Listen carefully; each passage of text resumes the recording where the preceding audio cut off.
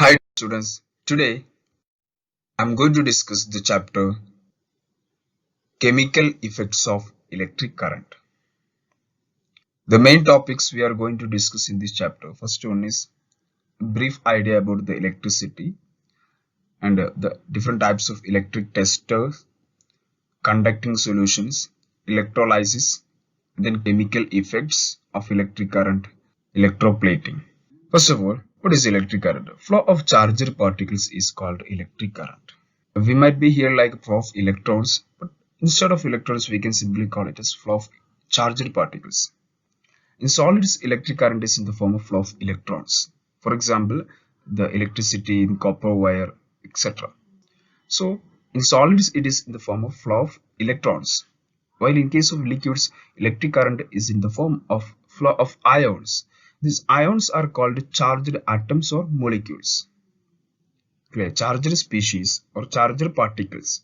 Simply it will be atoms or group of atoms which are called molecules. So these charged atoms or molecules are called ions. So in liquids mainly the electric current in the form of flow of ions. Electrons flow also is there, but mainly it is in the form of ions.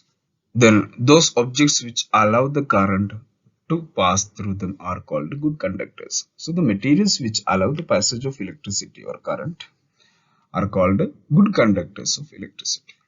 Then the subjects which do not allow the current to pass through them are called poor conductors. This is all we are, the good conductors and poor conductors. Why we are calling poor conductors and good conductors instead of complete conductors and complete insulators? Under certain conditions, most materials can be conducted. And that is why it is preferable to classify materials as good conductor and poor conductors instead of classifying as conductors and insulators. Insulators means it never conduct at all, and conductors means it's fully conductors. So instead of classifying conductors and insulator, it is preferable to classify as good conductors and poor conductors, because under certain conditions most materials can conduct electricity. For example, as we already know that air is a poor conductor of electricity at normal conditions, while during the lightning process, depositing of heavy charges done in the clouds, and due to that the air get ionized and start to become a good conductor of electricity.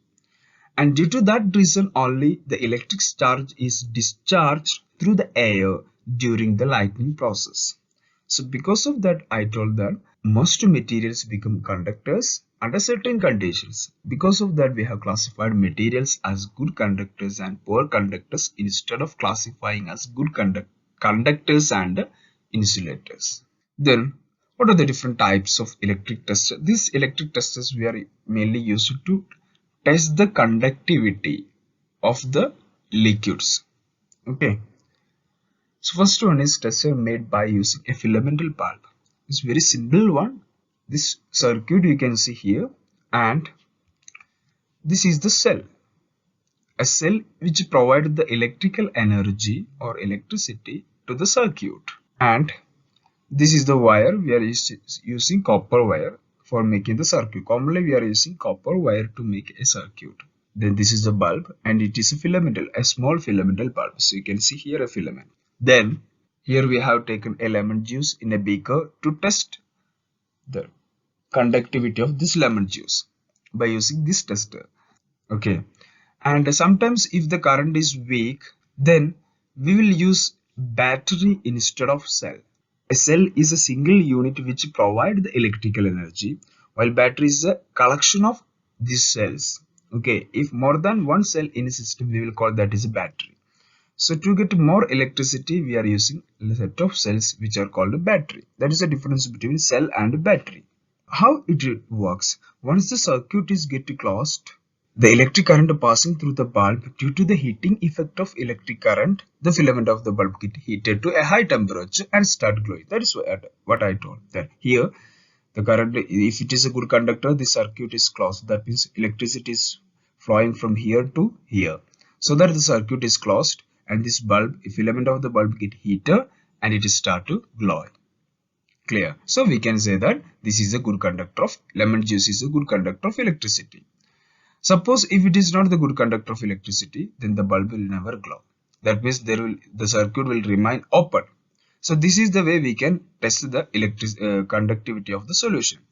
Suppose even if you are using a good conductor of electricity here, that is the given solution is a good conductor, maybe there is a chance that the solution is weak conductor. That means the electric current passing through the solution is too weak. So in that case also the filament may not get heated sufficiently and it will not glow. So in that case there is two possibility we can do, that is either we can replace this cell by a battery, or we can change this bulb. Clear?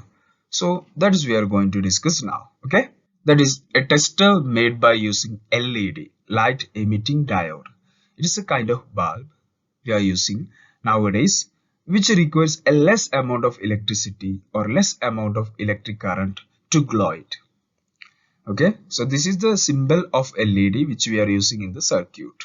Okay, so this symbol is not need to by heart it, because you will learn in later classes the symbol of LED and more details of LED. Okay, so here is just we replace the electric bulb, that means filament bulb, by LED. That is the only difference. So even though if the current is too weak, the LED will glow because the LED requires just a less amount of electric current to glow. Okay, and you might have seen the LED bulb. This is the real figure of LED bulb, and there are two lead. Okay, short lead is negative and longer lead is positive. So always, unlike the filamental bulb, we need to connect this longer lead always to the positive terminal of the battery. Okay, always to the positive terminal of the battery, and shorter lead always to the negative terminal of the battery. That is very important. We need to remember when we are using LED bulb in a circuit. Okay, then this is a cell. We already learned and why these all components are same. And this tester is more sensitive to electric current than the tester made by filament bulb, which means even if the current is weak, LED remains glow.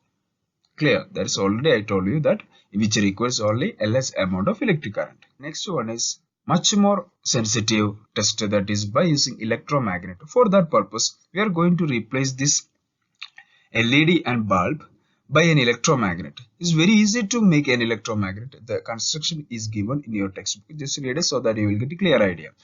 Okay, so take the matchbox, place a magnetic compass needle inside it, and just to make some turnings of copper wire over that. Okay, so that we will get a simple electromagnetic detector. Then the remaining part is the same. Okay, then how it works? When electric current passing through the coil, okay, when electric current passing through this coil, it produces magnetic field, and this produced magnetic field interact with the magnetic field of compass needle and make the deflection of magnetic needle.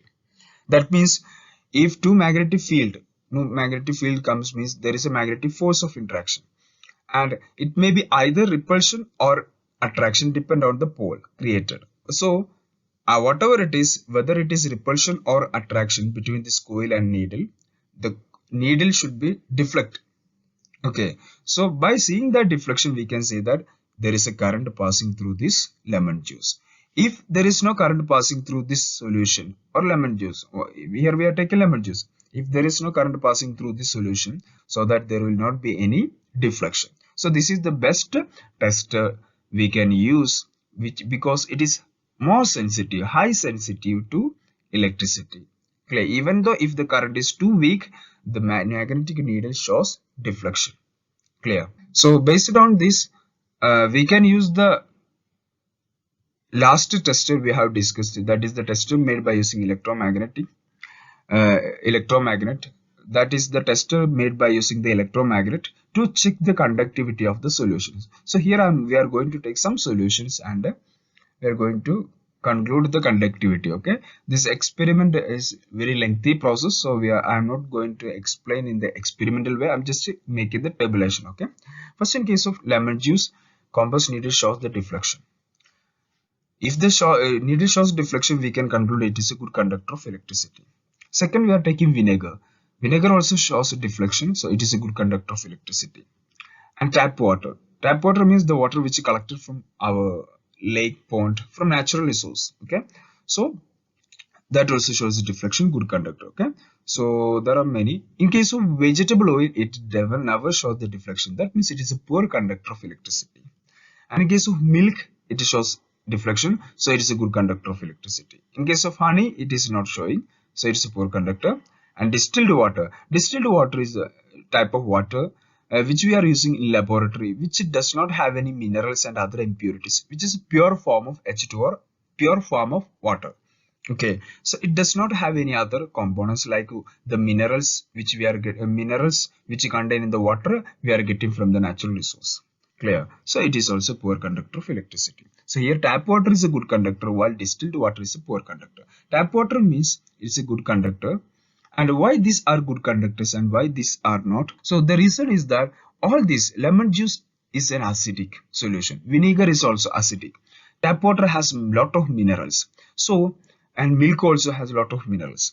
So here the thing we need to remember is that those solutions which consist of ions, okay, mineral ions will be the good conductor of electricity. And generally the solutions of acid, base and salt, these are good conductors of electricity. Okay, that also we need to remember regarding the differentiation between good conductors and poor conductors. Electrolysis. Some solutions are they are good conductors. So whatever happen if that electricity is passing through the solution? Okay, so that process, whenever the electricity passing through the solution and there will be some chemical changes takes place. That process is called electrolysis. Okay, the production of chemical reaction or chemical change by passing an electric current through an electrolyte. Okay, so what is electrolyte? Electrolysis is a solution, a liquid that conducts electricity as a result of presence of positive or negative ions. Okay, that is so. So here the electricity is passing through this solution, water. Okay, that means through electrolyte, where electrolyte is a liquid which is conducting electricity because of the presence of positive or negative ions, depends. Okay, so here water is an electrolyte. Then ions. What are ions?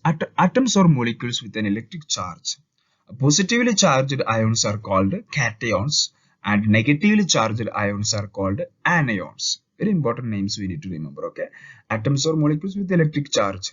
Okay, that already we discussed. What is ion? Again, ions are classified into two. One is positively charged ions are called cations and negatively charged ions are called anions. Then, what is electrode? Electrode, it is an electrical conductor used to make contact with the electrolyte of the circuit. It is an electric conductor used to make a contact with the electrolyte. That means non-solid portion of the circuit. Okay, so here these two are electrodes, this carbon rod and one more carbon rod is here. Okay, these two carbon rods are electrodes. Okay, it is a solid portion which connect to the electrolyte. And what is electrolyte? Electrolyte is a liquid portion or gaseous portion of the circuit. That means here we are not considering as a gas, here we are just simply consider it as a liquid. Okay, then again these electrodes are classified into two, anode and cathode. The electrode which is connected to the positive terminal of the battery is called anode. Okay, and the electrode is which is connected to the negative terminal of the battery is called cathode. Okay, so these are the two important things we need to remember. Okay, here this is a cathode because it is connected to negative terminal and this is anode because it is connected to positive terminal. Okay, so this is called electrolysis. So whenever this electricity passing through this liquid, that means electrolyte, there will be some chemical change takes place. Let's discuss that. Okay, the thing is that after allowing electricity for some time, we can observe that there will be some bubbles formed on both electrodes. The bubbles formed on this negative or cathode, it will be hydrogen gases, and the bubbles which formed on near to the anode, which will be oxygen. The reason is that the entire water, that is H2O, water is composed of hydrogen and oxygen. So when this electricity passing through this water, this hydrogen and oxygen get dissociated and oxygen get attracted towards the positive terminal because oxygen atoms have negative charges. Because of that, it is attracted to positive terminal, and hydrogen gases molecule have positive charges, and so that it is get attracted to negative charge. Why? Because we already learned in electrostatic force, always opposite charges or the unlike charges attract. Clear? So hydrogen attracted towards the negative terminal because hydrogen have positive charge. Oxygen attracted towards the positive terminal because oxygen have negative charge. Okay, so this is the main chemical change it takes place. That is, this entire water, hydrogen and oxygen, is get dissociated into oxygen and hydrogen. Clear? So let's discuss one by one. The bubbles of gas may be formed on the electrodes. Oxygen bubbles formed on the anode and hydrogen bubbles formed on the cathode. We already discussed. Second one is deposit of a metal can be seen on electrode. This is in case of if you are using some metals. Here we are using water, so because of that there will not be any deposit. Okay. If you are using some copper or any other metal, this metal gets discharged and this will be deposited on that. Okay. So third one is the changes of color solution may occur. These are the some chemical changes that takes place during the electrolysis, and we are going to take this effect. Second one, deposit of metal can be seen on electrode. That chemical, by using this second chemical change, we are going to perform another process that is called electroplating. The process of depositing a layer of any desired metal, which required metal, on another metal by means of electricity is called electroplating. Here we can consider the two copper plates we have taken. Then the solution is a copper sulfate, which is a salt solution of copper and which is in blue color. Okay, so when electric current is passed through copper sulfate solution, copper sulfate dissociates into copper and sulfate. Okay, copper and sulfate. While copper has positive charge and sulfate has negative charge, and the copper sulfate dissociates in copper, the free copper get drawn to the cathode because free copper has positive charge, so it will get attracted to the electrode which is connected to negative terminal, that is cathode, and get deposited on this. Okay, so actually this copper from the copper sulfate solution is get deposited on that. Okay, but from the other electrode, that means from this positive electrode which is connected to the positive terminal of the battery or anode, a copper plate, an equal amount of copper get dissolved into the solution. Because here it is positive charge, means the copper also has positive, so it will repel and it is dissolved into the solution. Okay, so the loss of copper from the solution is resolved, the process continues, and the process continues. This means that the copper get transferred from one electrode to other. So simply is that from here it is detached to the solution, it is again get deposited on here. From the left electrode to right electrode, copper is just to get transferred. This is electroplating. And if you are here we are using both are copper plate. Okay, but if you are using one another iron or something, then this copper is get deposited on this iron. That is what we call the process of depositing a layer of any desired metal on any other material by means of electricity is called electroplating. Okay, and the object to be plated, electroplated, is taken as cathode electrode because this metal is depositing on the electrode which is connected to the negative terminal or which is on cathode. Clear? Because of that we said the object to be electroplated is taken as cathode electrode, and the electrolyte is a solution of salt of the metal to be coated. For example, copper sulfate is used as electrolyte in electroplating of copper. Clear? Where copper sulfate is a salt solution of copper. So this is somewhat basic thing we need to remember regarding the electroplating. So let's perform an electroplating of copper plating a key. Okay, so let's get into that experiment. Sir, could you explain me how we can do the process of electroplating? Okay, so here I'm going to explain the process electroplating. By electroplating, this key by coating the copper. Okay, so here we are going to use this key just to connect this key to a battery clip. Okay, then now we have copper strip which is connected to a positive terminal of the battery. This red wire is connected to the positive terminal and the black wire is connected to the negative terminal. And instead of this battery, here we are using a power bank which is equivalent to a DC battery. This key is connected to the negative terminal of the battery and copper strip is connected to the positive terminal of the battery. And this blue color solution is the copper sulfate. Okay, and which is a saltose solution of the copper. Now we are going to dip this copper strip on one end and the key on another end. Okay, so let's wait for some time.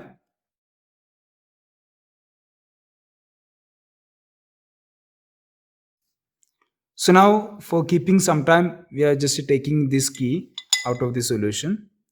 Now you can see here this key is coated with the copper.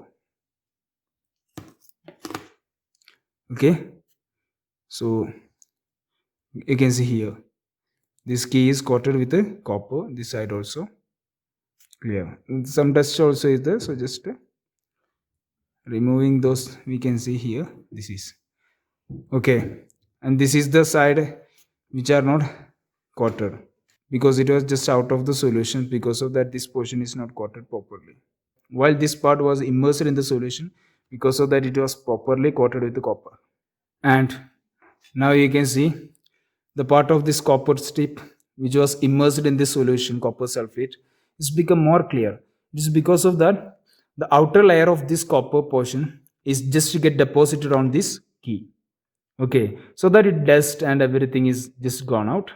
So because of that, it is more clear, and that layer is just deposited on this key. Clear? So because of that, this portion, this nail is get coated with the copper. Okay, so how is it possible? How this works means, when we are dipping this copper strip and this nail in the solution, this key in the solution, so at the time these copper particles will detach from the copper strip and get drawn into the copper sulfate. From this copper sulfate, it is get attracted towards the key which is connected to the negative terminal and deposited on that. This is the process of electroplating. Clear? Now you have seen the process of electroplating clearly.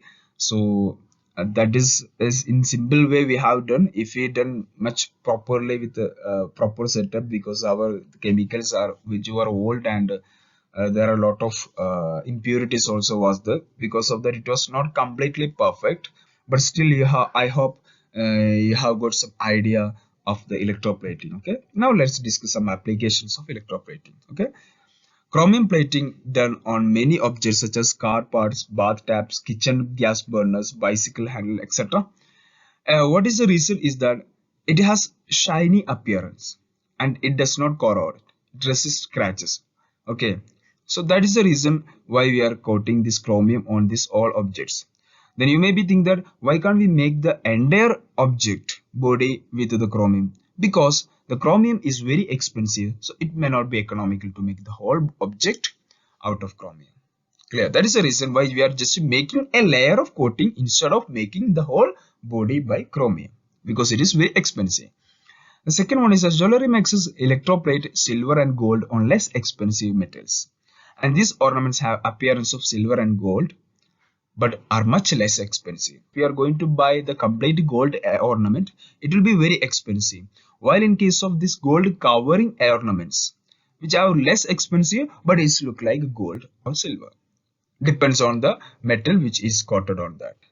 Okay, and tin cans used for storing the food are made by electroplating tin is a metal, okay, onto iron, and tin is very less reactive than iron. This is the reason why tin is coated on the iron. Sprite, Coke, for these types of soft drink, you might have seen the tin cans, and these tin cans inside that it is tin coating will be there. It is just avoid the contact between iron and food because iron is much reactive than tin. Okay, thus the food does not come in contact with the iron and it is protected from getting spoiled. A coating of zinc is deposited on iron to protect from corrosion and formation of rust. We all know that iron plays an important role, especially in the construction of buildings, a bridge. Okay, iron is mandatory. So iron is very necessary metal. But the problem is that iron has a large tendency to react with the oxygen and water, so that it may corrode or make some formation of rust on that. So to prevent that, a coating of zinc will be deposited on the iron so that the contact between the atmospheric oxygen and water and the iron will be removed. Okay, so that it will not get corroded and formation of rust will not take place. Okay, so these are the applications we have discussed, but the thing is that for every innovation of technology there will be some drawbacks. What are the drawbacks of this electroplating? In electroplating factories, the disposal of the used conducting solution, that is electrolysis, is a major concern.